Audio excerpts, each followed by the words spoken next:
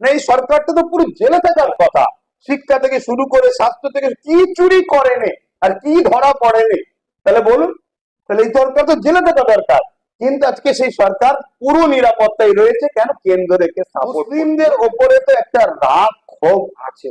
কেন? মুসলিমরা স্বাধীনতাতে যে অবদান দেখিয়েছে, অন্য সবার অবদান আছে, আমি অস্বীকার করছি না, কিন্তু মুসলমানদের অবদানটা খুব একটা যে কম তা না। ইন্ডিয়া গেট তার প্রমাণ। ব্রিটিশদের বিরুদ্ধে সব থেকে বেশি যদি জীবন দেয়, দিল্লি থেকে শুরু করে লাহোর পর্যন্ত ওলামাদের দিকে সব লাশ ছিল, সেই জায়গায় মুসলমানকে এখন থেকে কোণঠাসা করে এদেরকে শেষ করে দাও, এদেরকে উঠতে দিও না, এদের মেরুদণ্ড ভেঙে দাও। গণতন্ত্র তো অনেক আগে দেশে রাজ্যে শেষ হয়ে গেছে, এখানে তো রাজতন্ত্রের মতো চলছে। গণতন্ত্র আছে কোথায়? গণতন্ত্র থাকলে তাহলে কখনো মানুষের বাক স্বাধীনতাকে হরণ করা হয়? শুধু সংবাদ মাধ্যম কেন, কোনো মানুষেরই তো বাক স্বাধীনতাকে হরণ করার অধিকার নাই। এটা সংবিধান দিয়ে, সংবিধানের পাঠ অনুযায়ী, সংবিধান অনুযায়ী রাজ্য বা দেশ চলছে না, চলছে কিছু রাজা কিছু রানীর ইশারাতে দেশ চলছে। বাংলায় রাজ্য সরকার বললো যাতে মাদ্রাসা ভাঙছে বা অনেক মাদ্রাসাকে বন্ধ করে দিয়েছে।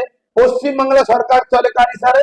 নাগপুরের ইশারে। এটা যে সরকার তো নাগপুরের ইশারে করছে, করবে, কিন্তু আমাদের উলামা, আমাদের ইমাম, আমাদের আলেম, আমাদের পীর পীরজাদারা এখনো এই সরকারের বিরুদ্ধে মুখ না খুলে এই সরকারের সঙ্গে এখনো কাঁধে কাঁধ মিলিয়ে কিছু চলছে। এটা বড় দুন করে কোনো মাদ্রাসা শহীদ হয়, এটা সরকার যেমন দোষী, আমি মনে করি আমার কমের একদল উলামা, আলেম উলামা, পীর পীরজাদারাও এর জন্য চরম ভাবে দোষী।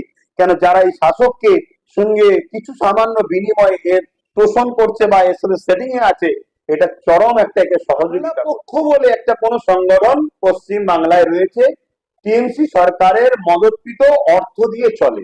তাদের অনেক নেতৃত্ব যারা আছে, তারা টিএমসির ব্যানারে অনেক সময় দেখা গেছে।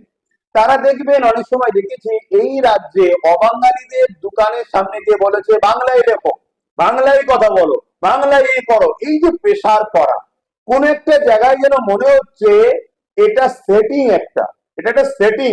কেন? রাজনীতি করতে গেলে একটা ইস্যু দরকার, ভোটটা নিতে গেলে সাধারণ ইস্যু দরকার, এটা একটা সেটিং। এটা বাংলায় করো, এই হাওয়াটা অবাঙালি অর্থাৎ অন্যান্য রাজ্যে যাবে, তখন তারা শুরু করবে বাঙালিদের ওপরে, আর সেইটাকে সামনে নিয়ে আমি রাজনীতির রূপী সাধবো।